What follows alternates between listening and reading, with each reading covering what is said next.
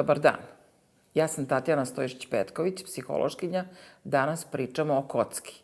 Kocki zavisnosti, bolesti modernog doba, problemu s kojim se suočavamo, čini mi se, svaki dan i na svakom ćošku. Danas imamo gosta Borisa Štrpca iz Novog Sada. Dobar dan, Borise. Dobar dan, Tanja. Predstavite nam se i recite nam odakle dolazite i čime se bavite. Hvala pre svega na pozivu. Ja sam predsjednik Udruženja za pomoć zavisnicima i bivšim zavisnicima Restart iz Novog Sada. Već preko 12 godina pomažemo i radimo sa zavisnicima od narkotika, od kocki i klađenja, alkohola. Također imali smo i neke slučajeve gde su nam se javljali tinejdžeri koji su zavisni od interneta i od videoigara, pa nekih sigurno 12 godina u ovom polju aktivno delujemo. S obzirom da danas pričamo o kocki, zašto je fenomen kocke danas toliko aktualan i zašto mislite da treba da pričamo o tome i zašto mladi u kocki?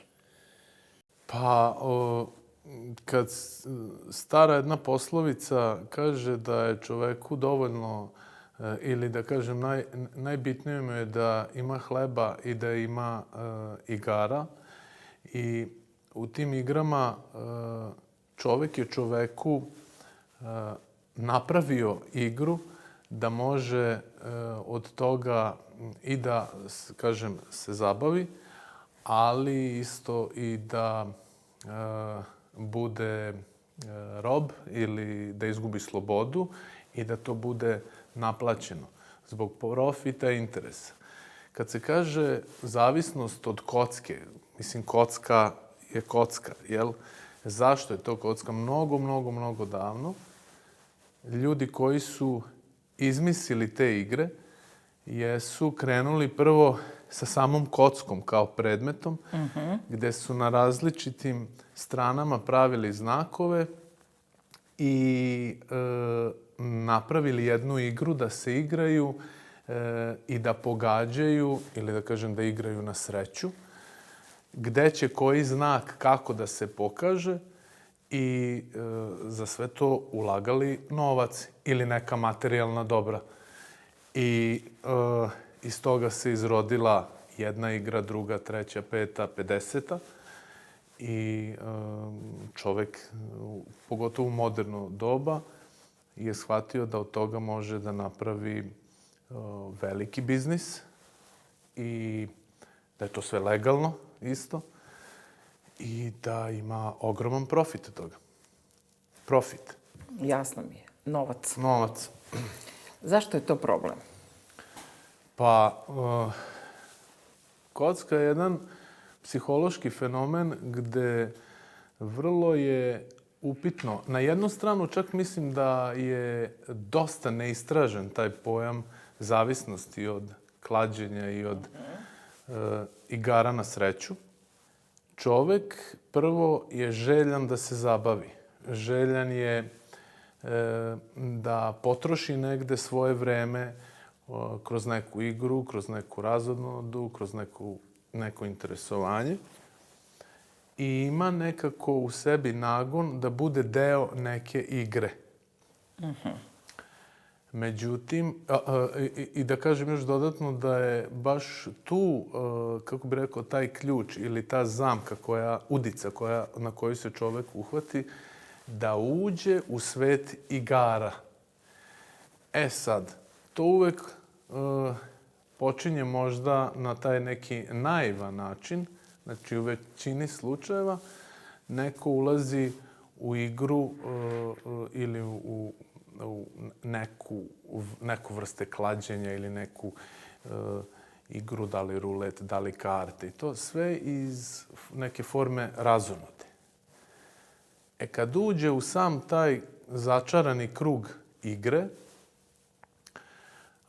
novac je uvek, ali na početku nije on sad kao nešto bitan, nije nešto aktualno. Međutim, svuda se provlači da mora da se kroz tu igru ulaže novac, određena suma. I dolazi do te psihološke pojave u čoveku da zapamti kroz tu igru da može da bude i iznenađen dobitkom i samom dramatikom dok igra i da i dobije nekad, jel? Na početku to zna baš da ide onako kao dobio sam jednom, 2 puta, 10 puta. Međutim, kasnije se taj krug ili medalja okreće i pokazuje stvarno svoje lice.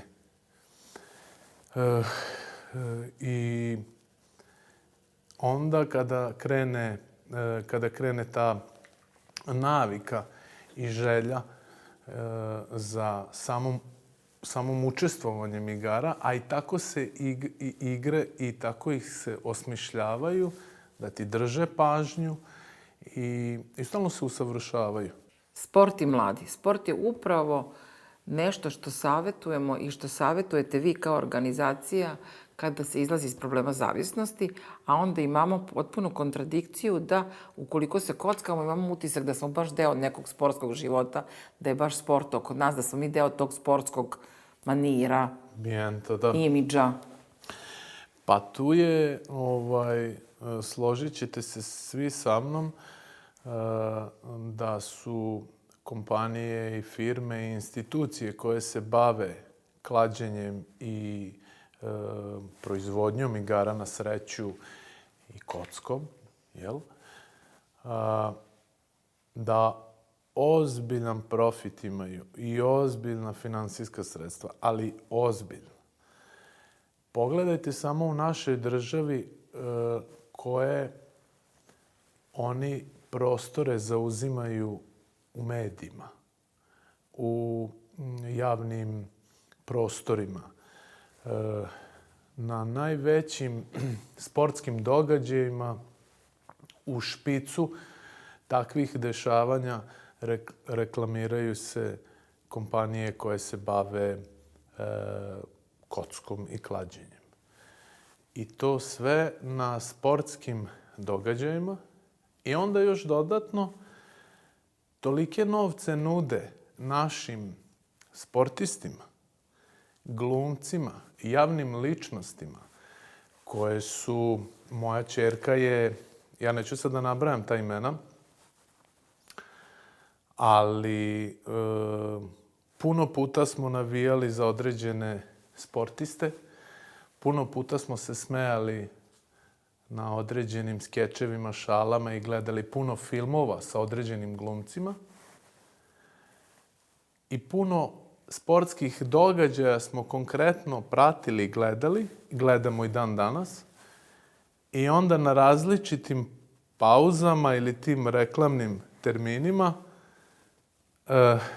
neki drugi sportisti i glumci reklamiraju klađenje i kocku. Ja sam imao da kažem, neku sreću ili ajde slučajnost da čujem od jednog našeg poznatog sportiste čiji je prijatelj više puta se reklamirao za kladionice i za te kockarske online naloge i slično, da su to bukvalno ponude koje ne mogu da odbiju. Sad, postavlja se pitanje onda ako promoviše taj sportista ili ta javna ličnost ili glumac ili drugi neki umetnik, ako promoviše sport i kulturu i zdravlje i što mladih i odraslih, znači negde on ima svoju cenu i granicu koju za novac prelazi. I to je pitanje za njih. Da, to je morala. Pitanje morala i pitanje društvene odgovornosti i toga da mi uvek mislimo da bilo koji oblik zavisnosti će nas zaobići. Neće baš u moju porodicu, neće baš mene, neće baš moje dete, ma neću, ja s tim nemam problem. A onda kada se desi da nam je brat, dete, ćerka, sestra u tom problemu, onda potpuno drugačije počnemo da razmišljamo, onda primetimo, onda prosto imamo otvorene oči za sve to što ste vi sada naveli. A kladionice koje su na 210 metara od škole, a dozvoljeno je da budu udaljeni 200 metara, Pa da, to je tačno planirano, znaju gde su škole i po zakonu je 200 metara dozvoljeno. i odmah Oni čim se pređe ta zakupljuju granica, lokal na da. 210, bukvalno metara, Jer 250. poznato je psihološki da se zavisnost najlakše usađuje i najlakše učvršćuje u oblike ponašanja kod mladih, kod adolescenata i tinejdžera, koje je posebno osetljivo doba, kada je jako puno izazova, jako puno nedoumica kako izaći iz ove i iz druge situacije i onda se vrlo lako dođe do toga. Po vašem mišljenju, da li se ulazi iz dosade, da li je poenta novac, da li je poenta ta društvena prihvatljivost ili neko dešavanje? Zašto se uopšte po vama ulazi u kocku? Da. Jedan od faktora zašto se ulazi je dosada i neiskorišćeno slobodno vreme. Na drugu stranu, marketing tih firmi, kockarnica i kladionica je vrlo uspešan i plaćaju se ozbiljne marketinške kompanije koje im prave branding i koji ljudi se angažuju za to i mlad čovek koji nije, da kažem, angažovan i koji ima puno slobodnog vremena. Ide se na to da jednostavno je vrlo lako ga privući i zainteresovati da popuni to svoje slobodno vreme kroz ispunjavanje nekog tiketa. Svuda u kladionicima je piće jeftinije najmanje za 30%. Nego u običnim kafićima. Tako je. Tu informaciju nisam znala. Da. I čak sad se uvodi i da se hrana može da se služi u određenim kladionicama.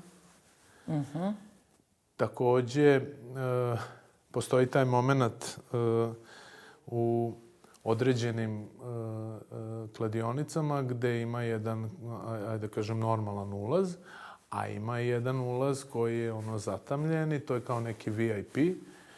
VIP ulaz koji je ispunjen elektronskim voćkama, odnosno aparatima, igrama na sreću, elektronskim ruletom, možda i pravim ruletom.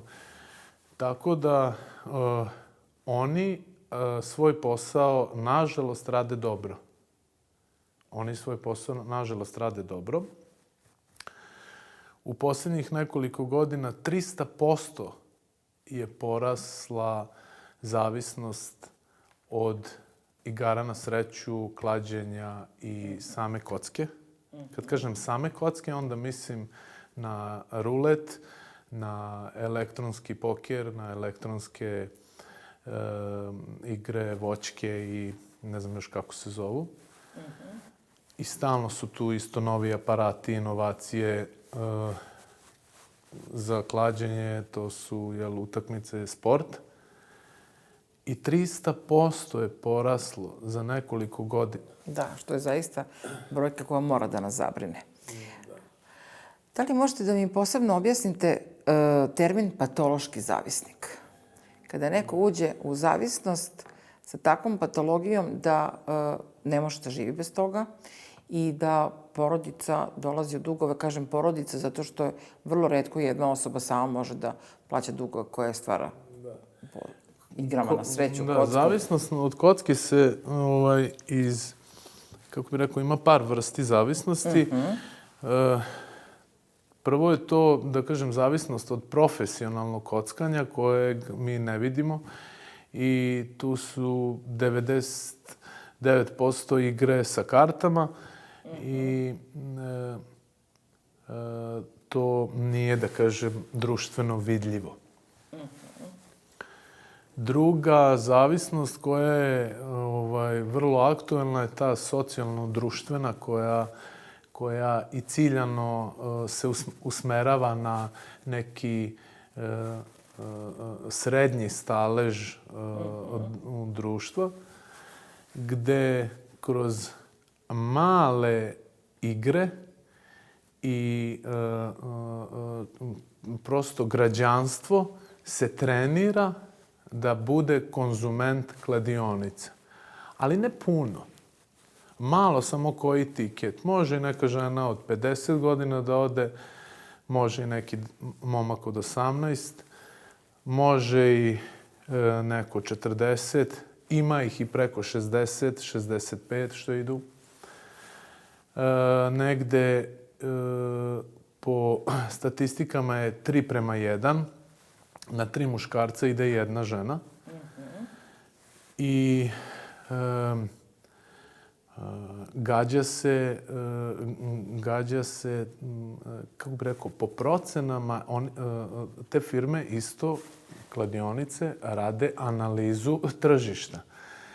I sigurno neće otvoriti kockarnicu i kladionicu u nekom, da kažem, siromašnom delu grada, nego možda će otvoriti i tu neku malu, jel? Ali suštinski se analizira grad i pravi, da kažem, finansijska procena gde se otvaraju kladionice. Gde je protok mladih najviše, kakva je finansijska moć građanstva i tu se otvaraju kladionice. Jasno. I nude se onda igre, reklame i najveća, da kažem, zamka, to ću ponoviti, i to mi je nekako najveći izazov i problem, što su strateški su ušli u sport te kompanije. Znači, one su ušle u sport i sa ozbiljnim sredstvima i ozbiljnim sponzorstvima. I tu onda ima mnogo drugih pitanja za koje treba neko drugi odgovoran da da odgovore koje se tiču zdravlja nacije.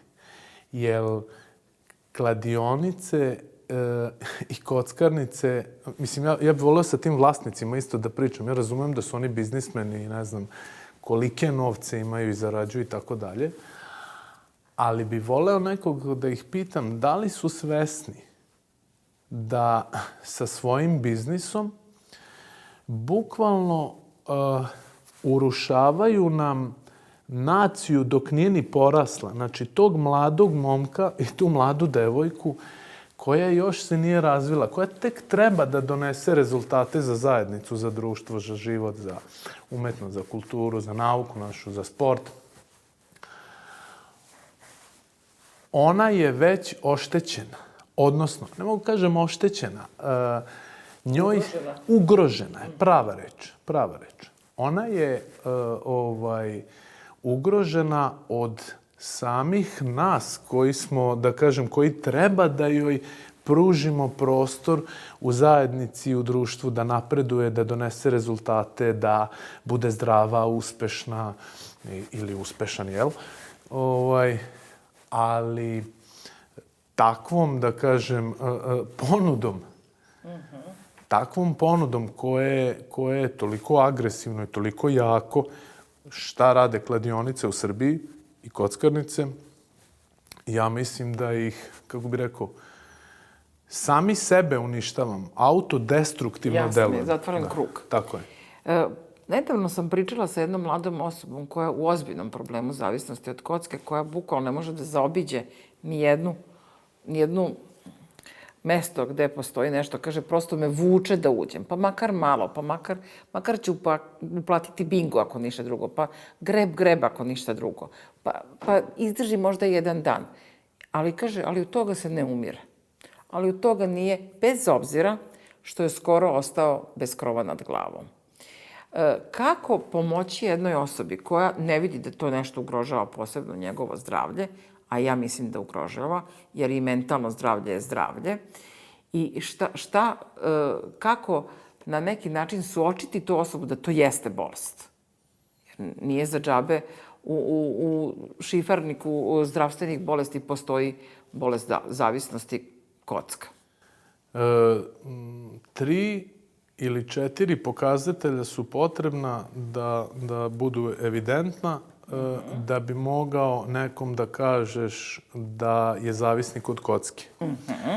Zavisnost, to su finansijski problemi, problemi na poslu ili u školi, problemi u porodici i problemi, kaže se pod ostalom, da li je u pitanju zakon, vezano za veze sa kriminalom i sa krivičnim delima, zbog nabavke novaca da bi moglo da se da. Da se uloži. Tako je. I tu može da se onda da se evidentira da je neko zavistan od kocke. Ja nisam dovršio malo, Tanja, ne zamerite mi, kako krenem da odgovaram, pa se setim nekih tema, pa malo i odem sa strane. Znači, rekli smo da imamo zavisnost, ili da kažem profesionalne kockare. Da. Imamo taj socio-društveni, imamo taj patološki. Patološki je taj moment kada, pored svih tih problema koje sam evidentiranih, koje ima u porodici, dugovanje i prema bankama i prema porodici, ugrožavanje isto bezbednosti ako se zavisnik zadužuje na raznoraznim mestima za novac, takođe isto i krivična dela vezano za prevare. I svesno prelazi iz tog, da kažem, te psihološke igrice, željan dobitka u stvari postaje zavisnik od gubitka. Taj fenomen koji se još istražuje i koji, kada analiziraš nekog ko ne uzima neku psihoaktivnu supstancu i ko je zavistan od kocke i da mu predočiš sve rezultate njegovih igara u poslednjih 5-10 godina i da staviš pred njega sve te rezultate i da vidiš da je preko 99% puta izgubio uloženo. 1 dinar, 100 dinara, 1000 dinara, nebitno. On će na kraju ponovo odlučivati da ide da izgubi. Jer je postao zavisnik prvo od ulaska od igre, od same igre i onda i od gubitka. I svestan je da je izgubio 99 puta od 100 puta, ali je postao zavisnik od gubitka. I kako im pomoći? Psihoterapija, rehabilitacija ličnosti. Ja ću uvek promovisati holistički pristup i potragu za tim izvorom ili tom traumom koja je možda potencirala i beg u kocku. Da, neko kreće iz dosade. Neko kreće iz eksperimentisanja. Neko kreće iz jednog nesvesnog momenta bežanja gde beži od realnosti, od nekih problema i postane jednostavno zavisnik od toga, sve ovo što pričamo. Uvek ću predložiti duhovnu rehabilitaciju, mentalnu, duševnu, socijalnu, radnu terapiju, naravno psihoterapiju, u svemu tome, i kroz jedan strukturirani tretman čoveku pomoći da se oporavi, da osvesti što svoju traumu, što grananje te traume koja se onda grana i dosta nekih stvarčica se tu nakači. Često i zloupotreba alkohola ili narkotika. I kroz strukturiranu rehabilitaciju, strukturirani tretman i program čoveku pomoći da se oporavi, da se promeni, da se izvrši promena u njegovom karakteru, u njegovim navikama, u njegovoj strukturi, potrošnje vremena, stavova, uverenja, discipline i svega. I onda ga uključiti u društvo i u zdrave tokove i, da kažem, proslaviti rezultate. Eto. Mislim da je ovo ključno što ste rekli, promjena strukture. Promjena strukture ne samo dana i životnih navika, nego strukture gledanja i poimanja života. Šta je u stvari život? Život ne treba da bude samo zabava i neka tako lakoća postojanja, da postoji neke vrlo važne i lepe stvari u životu koje možemo da ostvarimo, ali uz kocku sigurno da ne možemo. Voljela bih da čujem vaše mišljenje uloga porodice u svemu tome. Koliko porodica pomaže, koliko odmaže, koliko je nešto što sam od vas čula prvi put ko zavisnički odnos stvara? To je jedna široka tema, ali ajde probat ću da suzim. Znači, jednim delom porodični obrasci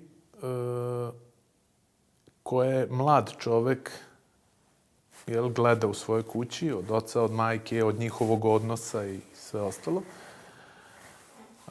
utiče na njih. I pazite ovaj primer, na primjer. Nama se u Restart javio momak koji je zaposlen u jednoj kvalitetnoj firmi u Novom Sadu i od ne male plate njegova plata je pokrivena kreditnim ratama, ja mislim 80 ili 90%. I tokom razgovora u savjetovalištu i analize koliko se kocka, kako se kocka, gde se kocka, šta zna njegova porodica i tako dalje, došli smo do toga da posljednjih 15 godina njegov tata se kocka svaki dan ili svaki drugi dan za 50-100 dinara. Kad on nije ni počinjao sa kockom, ali uvek imao priliku da gleda svog tatu koji ode, ispuni jedan tiket tu na neke lokalne klubove i da 50-100 dinara i ako dobije, ako ne dobije ništa. Nije veliki gubitak, jel? Međutim, sin, gledajući sve to, taj je preuzeo obrazac, međutim, on nije ostao na 50-100 dinara, nego je ostao na hiljadama i hiljadama eura dužan bankama, kreditima i tako dalje. I to je samo jedan primjer. Onda imamo i, da kažemo, ozbiljnije primjere gde jednostavno iz pogrešnog uvida i posvećenja vremena roditelja prema detetu. Ja uvek zastupam taj pristup u vaspitanju, u ljubavi, dobroti sa autoritetom ili taj, da kažem, sa kontrolom i nadzorom, ali da je uvek, kako bi rekao, izražena ljubav i dobrota. Ali autoritet i nadzor mora da postoji. Često mlađi roditelji, ali i naravno i stariji neki, veruju deci, veruju da se baš to neće desiti njihovoj deci. Da, znaju oni tu dosta primjera, ali to će njihovo dete da zaobiđe, napravit će tu manevar, pa neće baš otići u kladionicu, pa baš neće se upoznati sa momkom ili devojkom koja voli da se kladi, ali eto on se ne kladi, ali ona se kladi, pa evo i ona će malo sa svojim momkom i evo imamo za 2 godine i jedan i drugi su zavisni od klađenja i kocke i tako dalje i tako dalje. Zašto? Zato što roditelji nisu prisutni stvarno u životu svog deteta. I na nekom površnom nivou imaju odnos. Brzo vreme, puno potreba, puno izazova za roditelje. Jedan od stvari. Naravno da ima i zanemarenosti, naravno da ima i nezainteresovanosti, naravno da ima pasivnosti, naravno da ima zavisnika roditelja od alkohola, od kocke, od narkotika. I prosto mnogo veća prilika je da i samo dete postane isto zavisnik od nečega. Ako gleda nekoga, ako taj model preuzima. Da li možete da evidentirate možda ko bi bio ključan faktor kome bi mogla, na primjer, da se obrati osoba mlada koja primeti da ulazi u problem zavisnosti kad je kocka u pitanju, a kome bi mogla da se obrati porodica? Da li je to, ne znam, na primjer, trener, ako dete trenira? Da li je to razredni starešina? Dobro je to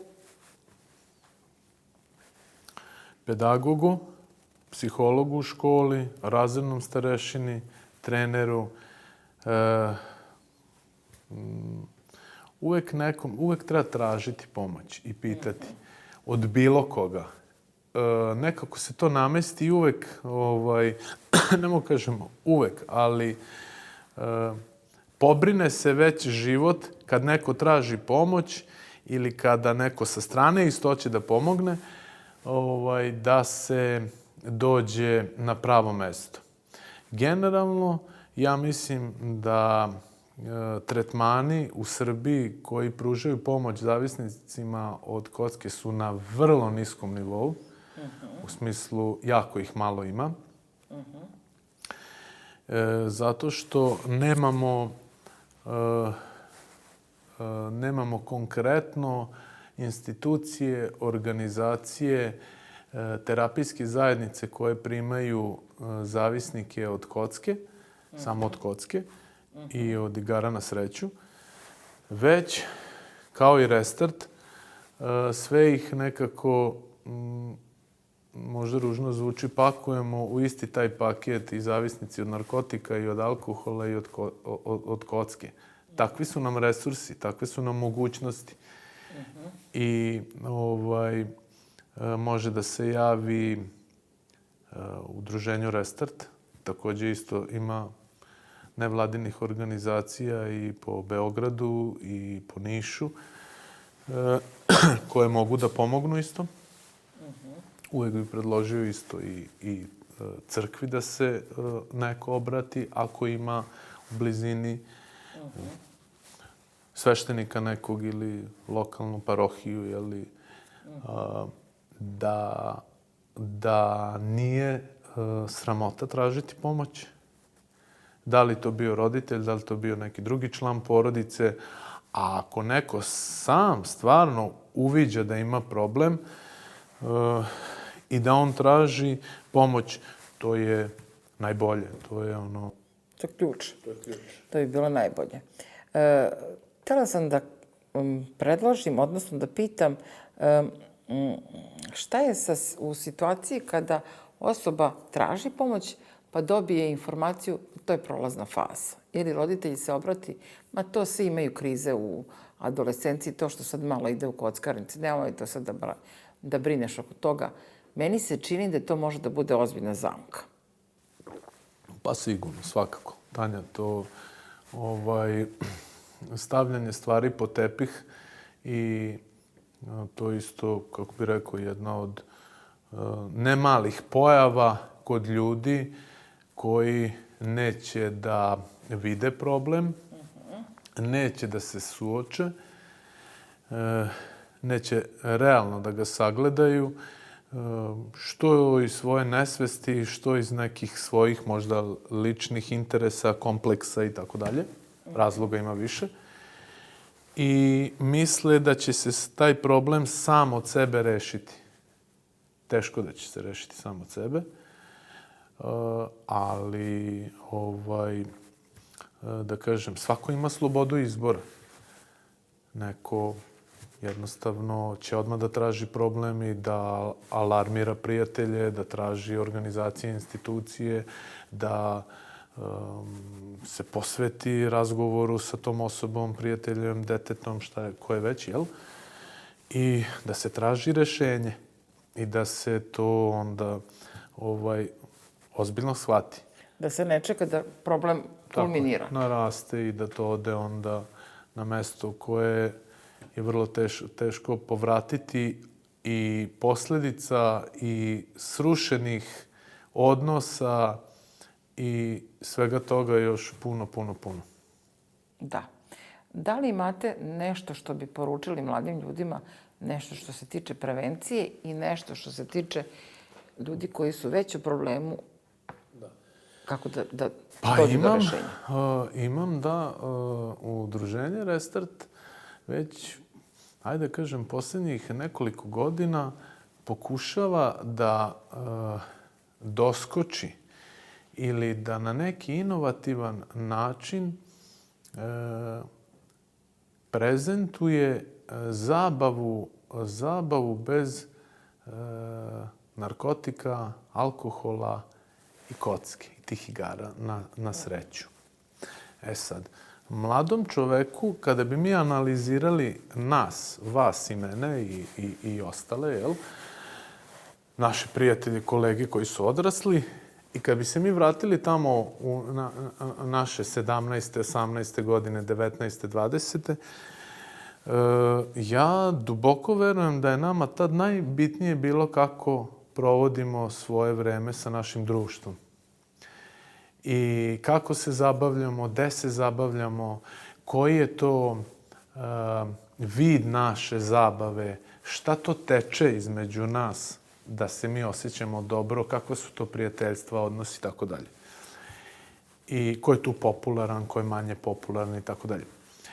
I vrlo je bitno da se potrudimo mi kao odrasli da nekako napravimo modele i da ponudimo mladima kako i motivisati, kako se zabaviti i kako biti svestan toga da se zabavljaš, a da ne moraš da se opijaš, da ne moraš da se baviš igrom na sreću, da ne moraš da uzimaš narkotike, a da koristiš resurse zajednice i da se provodiš jer ti bude dobro.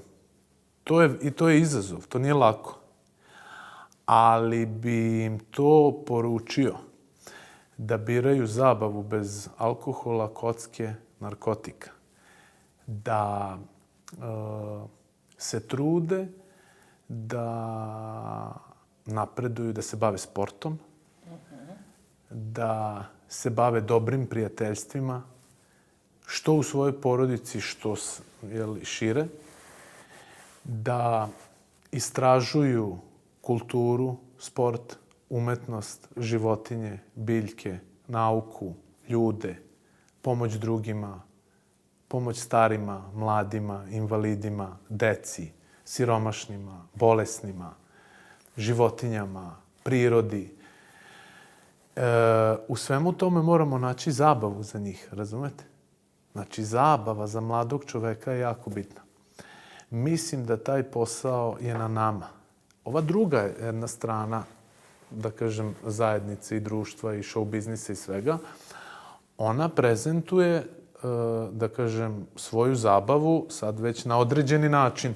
I ne bi sad da nabrajam, ali vrlo dobro kad pogledamo kakva muzika se pušta, šta ta muzika prezentuje, koji su to trendovi među mladima, šta je to najpopularnije, složit ćemo se da ima puno pitanja za koje smo mi odgovorni, što su mi to dozvolili, kako se to tako izrodilo u našem društvu, kako se izrodilo to da se mlada osoba već operiše sa 18 godina, da menja svoj izgled i tako dalje i tako dalje. Sad, 100 nekih pitanja i odgovora. Poručio bi im da istražuju i da se bore za jedan stabilan i siguran život, da se bore, prosto je sad i takva atmosfera da pred nama je svima borba.